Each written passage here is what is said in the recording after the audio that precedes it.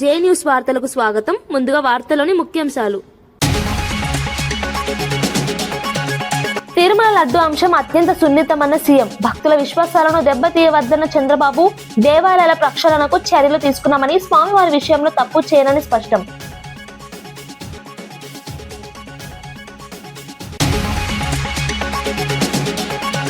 రేవంత్ తో లక్కీ జోడిగా మహేష్ గౌడ్ వ్యాఖ్య. సమన్వయంతో కాంగ్రెస్ బలపడుతోందన్న అభిప్రాయం. జీహెచ్ఎంసీ ఎన్నికల్లో విజయం సాధిస్తామన్న ధీమా. ప్రజల సేవే మా లక్ష్యమని స్పష్టం చేసిన నేత.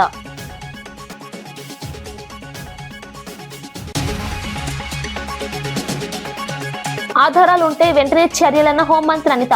వ్యక్తిగత ఆరోపణలతో సభా సమయం వృధా వద్దు అని వ్యాఖ్య. చట్టపరంగా ప్రభుత్వం సిద్ధమని స్పష్టం. ప్రజా సమస్యలపైన చర్చించాలని పిలుపు.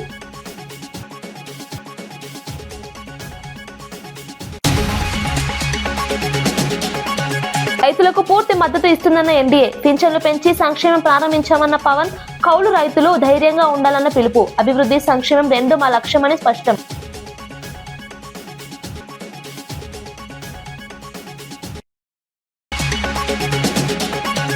కాంగ్రెస్ ఖాతాలో స్టేషన్ గన్పూర్ మున్సిపాలిటీ 18 బడుల్లో 13 గెలిచి స్పష్టమైన మెజారిటీ. కడియం మద్దతుతో మారిన రాజకీయ సమీకరణాలు. పట్టణ అభివృద్ధికి కట్టుబడి పనిచేస్తామన్న నేతలు.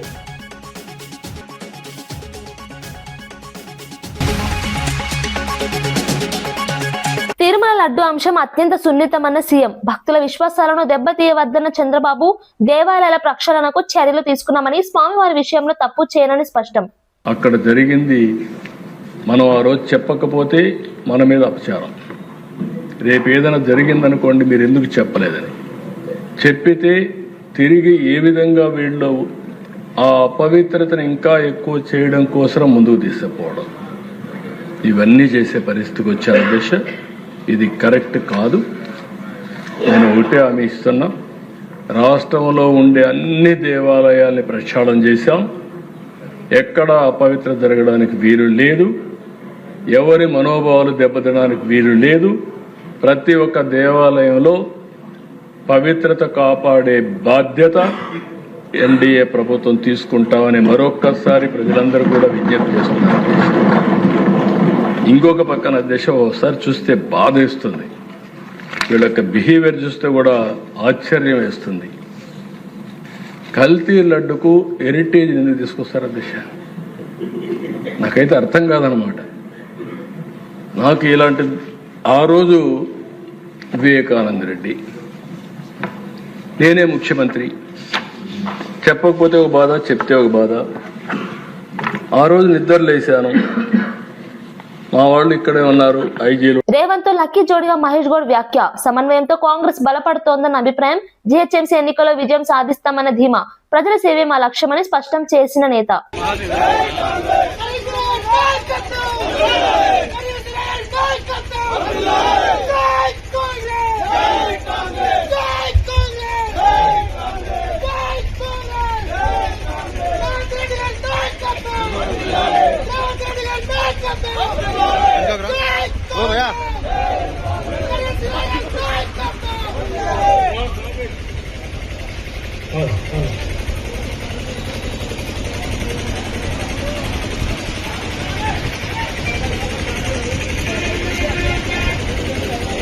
కాంగ్రెస్ ఖాతాలో స్టేషన్ గన్పూర్ మున్సిపాలిటీ 18 బడుల్లో 13 గెలిచి స్పష్టమైన మెజారిటీ. కడియం మద్దతుతో మారిన రాజకీయ సమీకరణాలు. పట్టణ అభివృద్ధికి కట్టుబడి పనిచేస్తామన్న నేతలు. నిలువెత్తు ప్రతిరూపం భారతదేశ గౌరవ ప్రధానమంత్రి శ్రీ నరేంద్ర మోదీ గారు. వారు అందిస్తున్న సహకారానికి ఎన్డీఏ కూటమి తరఫున, ఆంధ్రప్రదేశ్ రాష్ట్ర ప్రజల తరఫున నా హృదయపూర్వక ధన్యవాదాలు తెలియజేస్తున్నాను. ఆంధ్రప్రదేశ్ రాష్ట్ర ప్రథమ పౌరులు, రాజ్యాంగ సంరక్షకులు, రాజ్యాధినేత justice former supreme court justice S Abdul Nazeer గారు చేసిన బడ్జెట్ ప్రసంగం చాలా ప్రేరణించింది. ఆంధ్ర రాష్ట్ర భవిష్యత్తుకు బలమైన పునాదులు వేస్తుంది. వికసిత్ భారత్లో భాగంగా వికసిత్ ఆంధ్రప్రదేశ్ లక్ష్యంగా సాగింది. రాజ్యపాలకులు, గౌరవ రాజ్యపాలకులు శ్రీ అబ్దుల్ నజీర్ గారు బడ్జెట్ ప్రసంగం వింటున్నంతసేపు ఆద్యంతం భారతరత్న శ్రీ అటల్ బిహారీ వాజ్పేయి గారి మాటలే నా మనసులో మెదిలినాయి. వారు అన్న మాటలు, Bharat needs a government that cares, Tamil Nadu CM Stalin మహిళలకు ఆర్థిక సాయం ప్రకటించారు. 1.31 కోట్ల మంది మహిళల ఖాతాల్లో ఒక్కొక్కరికి 5,000 చొప్పున జమ చేసినట్లు వెల్లడించారు. ఇందులో 3 నెలల అడ్వాన్స్ తో పాటు వేసవి ప్రత్యేక కానుక కూడా ఉందన్నారు. ఎన్నికల దృష్ట్యా పథకాన్ని అడ్డుకునే ప్రయత్నాలను తిప్పికొట్టామని తెలిపారు. వచ్చే ప్రభుత్వంలో ఈ సాయాన్ని మరింత పెంచుతామని హామీ ఇచ్చారు. మహిళా సాధికారతకు తమ ప్రభుత్వం కట్టుబడి ఉందన్నారు. ఈ నిర్ణయం రాష్ట్ర రాజకీయాల్లో చర్చనీయాంశమైంది. మహిళల ఆర్థిక భద్రతకు ఇది తోడ్పడుతుందని విశ్లేషకులు భావిస్తున్నారు. கொரோனா உச்சத்தில் இருந்துச்சு. அதை சமாளித்து மக்களின் உயிரை காத்தது மட்டுமில்லை, அவங்க வாழ்வாதாரத்தை காக்க 4,000 ரூபாய் நிவாரணத் தொகையையும் வழங்கணும். சென்ற ஆட்சி விட்டுட்டு போன கடுமையான நிதி நெருக்கடியை சமாளித்து ஆட்சிக்கு வந்ததுமே பல திட்டங்களை நிறைவேற்றணும். நம்ம ஆட்சிக்கு வர்றதுக்கு முன்னே மாதம் 1,000 ரூபாய் உரிமைத் தொகை வழங்கப்படும்னு அறிவித்தேன். அப்போ இது சாத்தியமே இல்லைன்னு சிலர் சொன்னாங்க. ஆனாலும் நிதி நெருக்கடியை சமாளித்து ஒன்றிய அரசினுடைய ஓரவஞ்சனையை மீறி கடந்த 2023ஆம் ஆண்டு செப்டம்பர் மாதம் முதல் கலைஞர் மகளிர் உரிமை திட்டத்தை வெற்றிகரமாக செயல்படுத்திட்டு வரோம். முதல்ல 1,13,00,000 மகளிருக்கு பயனளித்த இந்த திட்டம் அண்மையில் அது விரிவுபடுத்தப்பட்டு இப்போ 1,31,00,000 குடும்பத் தலைவிகள் பயன்பெற்று வராங்க. இது வெறும் நிதி உதவி இல்லை, சமூகத்தில் பெண்கள் ஆற்றும் பங்களிப்பை அங்கீகரிப்பதற்காக கொடுக்கப்படுகிற உரிமை தொகை. இந்த தொகையை வச்சு அன்றாட வீட்டு செலவுகள், குடும்பத்தில் ஏற்படும் மருத்துவ செலவுகள், குழந்தைகளுக்கான கல்வி செலவுகள் என பல அத்தியாவசிய செலவுகளை மகளிர் தாங்களே நிறைவு செய்ய இந்த திட்டம் வழிவகுத்துச்சு. அதனால தான் ஒவ்வொரு மாதமும் 15ஆம் தேதி என்பது ஒவ்வொரு குடும்பத் தலைவியும் ஆவலோடு எதிர்பார்க்கிற நாளாக அமைஞ்சிருக்கு. இவ்வளவு சிறப்பு வாய்ந்த இந்த திட்டத்தை மற்ற மாநிலங்களும் பின்பற்றி வராங்க. இந்த உரிமை தொகையை மேம்படுத்தணும்னு நாம் செயல்பட்டு வந்தால் அதுக்கு எதிராக டெல்லியில் இருக்கக்கூடிய ஒரு கூட்டமும் தமிழ்நாட்டில் அவங்களுக்கு அடிமையாக இருக்கக்கூடிய இன்னொரு கூட்டமும் எதிர்வரும் சட்டமன்ற தேர்தலை காரணம் காட்டி அடுத்த 3 மாதத்துக்கு இந்த மகளிர் உரிமை தொகையை நிறுத்த சூழ்ச்சி செய்கிறதா தகவல் வருது. இது வச்சு நீதிமன்றத்தில் வழக்கு தொடரவும் சிலர் முயற்சி செய்வதாக செய்திகள் வருது. 1,31,00,000 மகளிர் உழைப்பை அங்கீகரிக்கிற இந்த திட்டத்தை 3 மாதம் நிறுத்தி வச்சா நீங்கள் எவ்வளவு சிரமங்களுக்கு ஆளாவீங்கன்னு உங்கள் வீட்டில் ஒருத்தனா இருக்கக்கூடிய எனக்கு நல்லா தெரியும். கடும் வெயிலில் తిరుమల లడ్డూ వ్యవహారం అత్యంత సున్నితమైన అంశమని ముఖ్యమంత్రి చంద్రబాబు స్పష్టం చేశారు. అసెంబ్లీలో మాట్లాడుతూ ఈ విషయంపై ఎక్కువగా స్పందించకూడదని అనుకున్నానన్నారు. అయితే కొందరు కావాలనే భక్తుల మనోభావాలను దెబ్బతీసేలా వ్యాఖ్యలు చేస్తున్నారని ఆవేదన వ్యక్తం చేశారు. వెంకటేశ్వర స్వామి విషయంలో తెలిసి తెలియక ఎటువంటి తప్పు చేయనని పేర్కొన్నారు. నిద్ర రాకపోతే స్వామివారిని తలుచుకుంటే ప్రశాంతత లభిస్తుందని తెలిపారు. రాష్ట్రానికి తిరుమల వంటి పుణ్యక్షేత్రం ఉండడం అదృష్టమన్నారు. దేవాలయాల ప్రక్షాళనకు ప్రభుత్వం చర్యలు తీసుకుందని చెప్పారు. భక్తుల విశ్వాసాన్ని రాజకీయాలకు బలి చేయవద్దని సూచించారు. ఈ అంశాన్ని బాధ్యతగా చూడాలని ఐజా మున్సిపాలిటీలో కాంగ్రెస్ ఎంపీ మల్లు రవి దత్తత హామీ ఇచ్చినప్పటికీ పార్టీకి విజయం లభించలేదు. అభివృద్ధి వాగ్దానాలు చేసిన ప్రజలు ఇతర అభ్యర్థులను ఆశ్రయించారు. స్థానిక సమస్యలు రాజకీయ సమీకరణాల ప్రభావం చూపినట్లు విశ్లేషణలు చెబుతున్నాయి. కాంగ్రెస్ నాయకులు ఫలితాలను సమీక్షించి కారణాలు తెలుసుకుంటామని తెలిపారు. ప్రజా ఆశయాలను మరింత సమగ్రంగా అర్థం చేసుకుని ముందుకు సాగుతామని అన్నారు. డ్రైన్ల కోసం గానీ, ఇండ్ల కోసం గానీ, పెన్షన్ల కోసం గానీ, రేషన్ కార్డుల కోసం గానీ, ఉద్యోగం కోసం గానీ అన్ని రకాల స్కీములు, ప్రణాళికలు ఈ ఐజా పట్టణంలో ఇంప్లిమెంట్ చేసి దాని ద్వారా ఇక్కడ ఉన్న ప్రజల జీవన విధానంలో ఒక పెను మార్పు తీసుకొని రావాలనే ఉద్దేశంతో నేను సంపత్ గారు మాట్లాడుకొని మరి దీన్ని దత్తత తీసుకోవటం జరిగింది. శాసనమండలి చీఫ్ విప్ పంచుమర్తి అనురాధ అంబటి రాంబాబుపై తీవ్ర స్థాయిలో విమర్శలు గుప్పించారు. ప్రజలను భయభ్రాంతులకు గురి చేసి క్రిమినల్ గా వ్యవహరిస్తున్నారని ఆరోపించారు. రాజకీయంగా ప్రాధాన్యం కోసం వివాదాస్పద వ్యాఖ్యలు చేస్తూ సమాజంలో ఉద్రిక్తతలు రేకిస్తున్నారని మండిపడ్డారు. చట్టాన్ని చేతిలోకి తీసుకునే వారిపై కఠిన చర్యలు తీసుకోవాలని డిమాండ్ చేశారు. ప్రజాస్వామ్యంలో బాధ్యతాయుతమైన ప్రవర్తనే నాయకులకు అలంకారమని, దౌర్జన్యాలకు తావు లేకుండా వ్యవహరించాలన్నారు. ప్రజాస్వామ్యంలో బాధ్యతాయుతమైన ప్రవర్తనే నాయకులకు అలంకారమని, దౌర్జన్యాలకు తావు లేకుండా వ్యవహరించాలన్నారు. ప్రభుత్వం చట్టపరమైన చర్యలు తీసుకుంటే దాన్ని రాజకీయ రంగు పులమడం తగదన్నారు. ప్రజల నమ్మకాన్ని దెబ్బతీసే చర్యలు ఎవరైనా చేస్తే చట్టం తన పని చేస్తుందన్నారు. రాజకీయ వ్యవహారాలను వ్యక్తిగత దూషణలుగా మార్చడం సరికాదని సూచించారు. ప్రజల భద్రతే ముఖ్యమని ఆమె స్పష్టం చేశారు. వాళ్ళ మీద తిరగబడ్డాడు. వైశ్యులు, ఆర్య వైశ్యులను కూడా చూడకుండా వాళ్ళని కొట్టించారు, బూతులు తిట్టారు.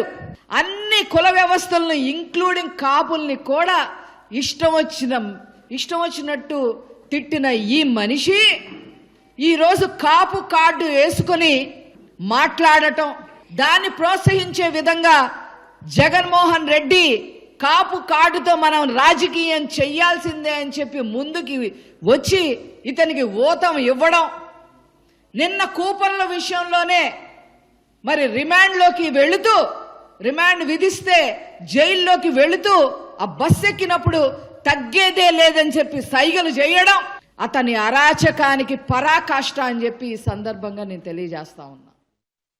ప్రధాని నరేంద్ర మోదీ రైతు వ్యతిరేకి అని కాంగ్రెస్ అగ్రనేత రాహుల్ గాంధీ చేసిన ఆరోపణలను కేంద్ర మంత్రులు ఖండించారు. భారత్ అమెరికా వాణిజ్య ఒప్పందం దేశ ప్రయోజనాల కోసమేనని స్పష్టం చేశారు. ఈ ఒప్పందం ద్వారా భారత రైతులకు అంతర్జాతీయ మార్కెట్లలో కొత్త అవకాశాలు లభిస్తాయని తెలిపారు. దేశ ఆర్థికాభివృద్ధి కోసం వ్యూహాత్మక నిర్ణయాలు తీసుకుంటున్నామని పేర్కొన్నారు. రైతుల సంక్షేమం కోసం కేంద్రం అనేక పథకాలు అమలు చేస్తుందని గుర్తు చేశారు. పీఎం కిసాన్ వంటి పథకాల ద్వారా కోట్లాది మంది రైతులు లబ్ధి పొందుతున్నారని వివరించారు. రాజకీయ లాభాల కోసం తప్పుడు ప్రచారం చేయడం తగదని విమర్శించారు. దేశ ప్రయోజనాలపై రాజీపడే ప్రసక్తే లేదని స్పష్టం చేశారు. అభివృద్ధి కార్యక్రమాలపై దృష్టి పెట్టాలని ప్రతిపక్షాలను కోరారు. రైతులను తప్పుదారి పట్టించి వారిని రెచ్చగొట్టే ప్రయత్నం చేస్తున్నారని ఆరోపించారు. బలమైన, సంపన్నమైన భారత్ భవిష్యత్తు కోసం రాహుల్ పనిచేస్తారని ఆశించలేమని చెప్పారు. రైతుల ప్రయోజనాలను పూర్తిగా రక్షిస్తామని పునరుద్ఘాటించారు. ప్రధాని మోదీ ఎల్లప్పుడూ రైతుల పట్ల సానుభూతితో ఉన్నారని, వారి శ్రేయస్సు కోసం పనిచేస్తారని గోయల్ చెప్పారు. రాహుల్ కు రైతుల సంక్షేమంతో సంబంధం లేదని, ఆయన ఎప్పుడూ దేశ వ్యతిరేక మాటలే మాట్లాడుతూ ఉంటారని శివరాజ్ సింగ్ చౌహాన్ ఆక్షేపించారు. మోదీ సర్కార్ తీసుకున్న ప్రతి నిర్ణయం రైతుల హితం కోసమేనని స్పష్టం చేసిన కేంద్ర మంత్రి, రైతులు సాధికారత సాధించడం రాహుల్ కు ఇష్టం లేదని మండిపడ్డారు. టీపీసీసీ చీఫ్ మహేష్ కుమార్ గౌడ్ తనను సీఎం రేవంత్ రెడ్డిని లక్కీ జోడీగా పేర్కొన్నారు. గతంలో డి శ్రీనివాస్, రాజశేఖర్ రెడ్డి కలిసి పార్టీని బలంగా నడిపినట్లే తాము సమన్వయంతో పనిచేస్తున్నామని తెలిపారు. ప్రజల ఆకాంక్షలకు అనుగుణంగా నిర్ణయాలు తీసుకుంటున్నామని చెప్పారు. ప్రభుత్వ సంక్షేమ పథకాలు ప్రజల మన్ననలు పొందుతున్నాయని పేర్కొన్నారు. తెలంగాణలో కాంగ్రెస్ కు వచ్చిన ఫలితాలు దీనికి నిదర్శనమని చెప్పారు. రాబోయే జీహెచ్ఎంసీ ఎన్నికల్లోనూ కాంగ్రెస్ విజయం సాధిస్తుందని ధీమా వ్యక్తం చేశారు. అభివృద్ధి, పారదర్శక పాలన ద్వారానే ప్రజల విశ్వాసం పొందగలమని అన్నారు. పార్టీ శ్రేణులు సమిష్టిగా పనిచేయాలని పిలుపునిచ్చారు. ప్రజల సేవే తమ లక్ష్యమని స్పష్టం చేశారు. ఓటర్ దేవుళ్ళు వారు రేవంత్ రెడ్డి గారు తీసుకొచ్చినటువంటి అభివృద్ధి సంక్షేమాన్ని గుర్తిస్తా ఉన్నారు. పార్టీని సమన్వయపరుస్తూ మేము కూడా ప్రజల ఆకాంక్షల మేరకు ప్రజలైతే కోరుకుంటారు ఆ రకంగా సంక్షేమం ఇవ్వగలిగినటువంటి కాంగ్రెస్ పార్టీని ఆదరిస్తా ఉన్నారు. వేస్ట్ జాలకు పోకుండా ప్రజల ఆకాంక్షకు అనుగుణంగా పనిచేయాలనే నేను కానీ ముఖ్యమంత్రి గారు ఒక నిర్ణయానికి వచ్చినాం. అందుకే అందరిని సమన్వయపరుచుకుంటూ ప్రజలకు కావాల్సింది ప్రజలకు ఇస్తూ పరిపాలన సాగుతుంది. కాబట్టి ఇవాళ ఏ రాష్ట్రంలో రానంటే రిజల్ట్స్ ఇవాళ కాంగ్రెస్ పేదలు వస్తా ఉన్నాయి. మీరు చెప్పినట్టుగా ఎన్నికల నాటికి మేము 63 సీట్లను గెలిచాం ఆనాటి పరిస్థితుల దృష్ట్యా. తర్వాత కంటోన్మెంట్ గెలిచాం, మొన్న జూబ్లీస్ గెలిచాం, సర్పంచ్లు గెలిచాం, ఇవాళ మున్సిపాలిటీ గెలుస్తా ఉన్నాం. రేపు జిహెచ్ఎంసీ, మెగా జిహెచ్ఎంసీ ఇదే పరిస్థితి పునరావృతం అవుతుంది. అక్కడ కూడా 80% పైగా కార్పొరేట్ సీట్ గెలుపుతాం, మేయర్ సీటు కైవసం చేసుకుంటాం. రాజమండ్రి సెంట్రల్ జైల్లో ఉన్న అంబటి రాంబాబును వైసీపీ నేతలు ములాఖత్ లో కలిశారు. మాజీ స్పీకర్ తమ్మినేని సీతారాం, మాజీ ఎంపీ మార్గాని భరత్రాం, హైకోర్టు మాజీ న్యాయమూర్తి జడ శ్రవణ్ కుమార్ తదితరులు జైలుకు చేరుకున్నారు. ఈ అరెస్టు రాజకీయ కక్ష సాధింపుల భాగమని వారు ఆరోపించారు. రాష్ట్రంలో ప్రజాస్వామ్య విలువలు దెబ్బతింటున్నాయని విమర్శించారు. అంబటి ఆరోగ్య పరిస్థితిని దృష్టిలో ఉంచుకొని ప్రత్యేక సౌకర్యాలు కల్పించాలని డిమాండ్ చేశారు. ప్రభుత్వం ప్రతిపక్షాన్ని అణిచివేయాలని చూస్తోందని అన్నారు. తిరుమల లడ్డు అంశంపై ప్రభుత్వం ప్రజలను తప్పుదో పట్టిస్తోందని ఆరోపించారు. చట్టపరంగా పోరాటం కొనసాగిస్తామని స్పష్టం చేశారు. ప్రజాస్వామ్య హక్కులను కాపాడేందుకు వెనకాడబోమన్నారు. వక్రమార్గంగా చూపిస్తున్నారు. అంతేకాదు ఇవాళ రాష్ట్రంలో ఎక్కడ చూసినా గృహదహనాలు, లాఠీ చార్జీ, లూటీలు ఇవన్నీ విపరీతంగా జరుగుతున్నాయి. దీనికి ప్రధానమైనటువంటి కారణం ఏంటో మీ అందరికీ తెలుసు. రెడ్ బుక్ రాజ్యాంగం అంటే ఇది ఎలా రెడ్ బుక్ రాజ్యాంగమో నాకైతే అర్థం కావటం లేదు. మీరైనా అర్థం చేసుకోవాలి. ఈ రాజ్యాంగం ఎక్కడ తీసుకెళ్ళుద్దో తెలియదు. అసలు ప్రభుత్వం అంటే ఏమిటి? ఇవాళ ప్రభుత్వం మీరెంతో ఉద్ధరిస్తారని, మీరెంతో న్యాయం చేస్తారని ప్రభుత్వం మీ చేతికి ఇచ్చారు. అంటే అలాంటిది మీరేం చేస్తున్నారు? మీరు ఎక్కడ పడితే అక్కడ, ఎవరిని పడితే అక్కడ మీ ఇష్టం వచ్చినట్టుగా, మీ ఇష్టానుసారంగా బిహేవ్ చేస్తున్నారు. అందుకే నేను అడుగుతున్నాను, ఇవాళ అంబటి రాంబాబు గారిని అరెస్ట్ చేశారు. ఏ కారణంతో అరెస్ట్ చేశారు? మీరు చెప్పాలి. మీరు చెప్పాల్సినటువంటి అవసరం ఉంది అంటున్నారు. ప్రజాస్వామ్యంలో మీరు చాలా ఉన్నతమైనటువంటి పాత్ర నిర్వహిస్తున్నారు. కాబట్టి మీరే చెప్పాలి ఎందుకు ఆయన అరెస్ట్ చేశారు. అలాగే మన జోగి రమేష్ని మీరు అరెస్ట్ చేసి విడుదల చేశారు. తర్వాత ఇళ్ల మీదకి పెట్రోల్ బాంబ్స్ విసిరారు, పెట్రోల్ బాంబ్స్తో దాడి చేశారు. ఈ విధమైనటువంటి పరిస్థితుల్లో వాళ్ళ నాన్నగారు ఉన్నారు, చాలా ఏజ్డ్. ఆయన ఏమైనా అయితే దానికి బాధ్యత ఎవరు వహిస్తారు? ఈ గోండాల, రౌడీల, ఈ ప్రభుత్వమా? ఎవరు దీనికి బాధ్యత వహిస్తారు? ఇలాంటి పరిస్థితుల్లో ప్రభుత్వాలు ఉంటే చాలా మనుగడ కష్టం. అందుకే మేము చెప్తున్నాం, మీరేం చేయాలనుకున్నా, ఏం చెందాలనుకున్నా మీరు చాలా స్పష్టంగా ముందుకొచ్చి చెప్పండి. అంతేగాని ఈ విధమైనటువంటి నిర్ణయాలు చేయడం కరెక్ట్ కాదు. ఇవాళ రాంబాబుని చూడడానికి వెళ్ళా. ఆయన హ్యాపీగా ఉండొచ్చు. ఆయన హ్యాపీగా ఉన్నారా? మీరు చెప్పాలి. మీరు కూడా వెళ్ళి ఒకసారి చూడండి. ఆయన సరదాగా జోక్స్ చేస్తారు, కానీ ఆ జోక్స్ వెనుకున్నటువంటి మనోవేదన మనం అర్థం చేసుకోవాలి కదా. ఈ విధమైనటువంటి పరిస్థితి పెన్నడూ జరగలేదు. తర్వాత అక్కడ మన చెవిరెడ్డి భాస్కర్ రెడ్డి, ఆయనకి ఇన్నేళ్ళు ఉంచి విడిచిపెట్టారు. తర్వాత ఇక్కడ మన విడుదల రజని, తర్వాత ఇక్కడ మన బ్రహ్మనాయుడు, వీళ్ళందరి మీద ఏమిటి అసలు? ఇది ప్రభుత్వమా, రాక్షసత్వమా? ఈ ప్రభుత్వానికి ఏమైనా సరే హద్దు ఉందా? ఇది సరైనటువంటి పద్ధతి కాదని చెప్తున్నాను. మీకు ఏమైనా అలాంటి అవకాశం ఉంటే మీరు ఇంకో విధమైనటువంటి చేయండి. ఈ విధమైనటువంటి అరాచకత్వంతో మీరు రాజ్యాన్ని చేస్తారా? No, this is not correct. అలాగే మొన్న వచ్చాను నేను ఇక్కడికి, ఎప్పుడు మన మిథున్ రెడ్డి. కూటమి ప్రభుత్వంలో ఉద్యోగులు నష్టపోతున్నారని ఎమ్మెల్సీ పర్వతరెడ్డి చంద్రశేఖర్ రెడ్డి ఆరోపించారు. కొత్త పీఆర్సీపై ప్రభుత్వం ఇప్పటి వరకు ఎలాంటి నిర్ణయం తీసుకోలేదని విమర్శించారు. పీఆర్సీ కమిషన్ కూడా ఏర్పాటు చేయకపోవడం ఆందోళనకరమన్నారు. 4 డిఏలు పెండింగ్ లో ఉన్నాయని తెలిపారు. పీఆర్సీ ఆలస్యమైతే కనీసం ఐఆర్ ప్రకటించాల్సిందని అన్నారు. తమ ప్రభుత్వ హయాంలో ఒక్క డిఏ కూడా పెండింగ్ లో పెట్టలేదని గుర్తు చేశారు. ఉద్యోగుల సమస్యలను ప్రభుత్వం నిర్లక్ష్యం చేస్తుందని విమర్శించారు. పరిపాలన సజావుగా నడవాలంటే ఉద్యోగుల సంక్షేమం కీలకమన్నారు. వెంటనే చర్చలు జరిపి సమస్యలను పరిష్కరించాలని డిమాండ్ చేశారు. ఉద్యోగుల న్యాయమైన హక్కులను కాపాడాలని స్పష్టం చేశారు. కానీ పీఆర్సీ గడువు ముగిసి 3 సంవత్సరాలైనా ఇప్పటి వరకు ఐఆర్ కూడా ప్రకటించలేదు అధ్యక్ష. ఇలా ఇప్పటి వరకు ఎప్పుడు కూడా జరగలే. అలానే 4 డిఏలు పెండింగ్ ఉన్నాయి. ఇంతకుముందు 2024 దాకా ఒక్క డిఏ కూడా పెండింగ్ లేకుండా క్లియర్ అయితే ఇప్పుడు 4 డిఏలు ఉన్నాయి. అదేవిధంగా స్వాతంత్రం వచ్చినప్పటి నుంచి కూడా 2024 వరకు సుమారుగా 23,000 కోట్ల బకాయిలు ఉంటే అవన్నీ చెల్లిస్తామని చెప్పారు అధ్యక్ష. అవి చెల్లించకపోగా కొత్తగా గ్రాట్యుటీ కానీ సరెండర్ లీవ్లు కానీ ఇవన్నీ కూడా యాడ్ అయ్యి సుమారుగా ఈరోజు 30,000 కోట్లు బకాయిలు ఉన్నాయి అధ్యక్ష. ఉద్యోగులు తీవ్రమైన ఆందోళనలో ఉన్నారు అధ్యక్ష. పేద కుటుంబాల నుంచి వచ్చి కష్టపడి చదివి ప్రభుత్వ ఉద్యోగాలు సాధించి పనిభారం, పథకాల నిర్వహణ, ఒత్తిళ్ల మధ్యలో వాళ్ళ విధులు నిర్వహిస్తూ ఉన్నారు. అలాంటి ఉద్యోగులకు ఇప్పుడు మనం న్యాయం చేయాల్సిన అవసరం తప్పకుండా ఉంది అధ్యక్ష.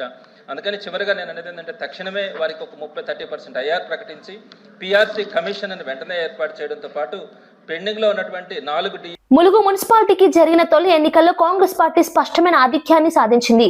మొత్తం 20 వార్డుల్లో 12 వార్డులను గెలుచుకుని మెజార్టీ సాధించింది. బీఆర్ఎస్ 5, బీజేపీ 1, ఇతరులు 2 స్థానాల్లో విజయం సాధించారు. ఈ ఫలితాలపై మంత్రి సీతక్క హర్షం వ్యక్తం చేస్తూ ఇది ప్రజల ఆకాంక్షలకు ప్రతిబింబమని తెలిపారు. ప్రభుత్వ సంక్షేమ పథకాలపై ప్రజలు విశ్వాసం ఉంచారని వ్యాఖ్యానించారు. గెలిచిన కౌన్సిలర్లు ప్రజలకు అందుబాటులో ఉంటూ పట్టణ అభివృద్ధికి కృషి చేయాలని సూచించారు. మౌలిక వసతులు, తాగునీరు, రహదారులు, పారిశుద్ధ్యంపై ప్రత్యేక దృష్టి పెట్టాలని ఆమె అన్నారు. ఈ విజయం ద్వారా రాష్ట్రంలో కాంగ్రెస్ పట్ల ప్రజల విశ్వాసం మరింత బలపడిందని పార్టీ నేతలు పేర్కొన్నారు. మరి ఇంకా 3 సంవత్సరాలు కాంగ్రెస్ అధికారంలో ఉన్నది, మళ్ళీ వచ్చేది కూడా కాంగ్రెస్. కాబట్టి ప్రతి ఒక్కరూ పార్టీ నిర్ణయానికి కట్టుబడి ఉండాలని మేము అభ్యర్థులు కూడా చెప్పుకోవాలి.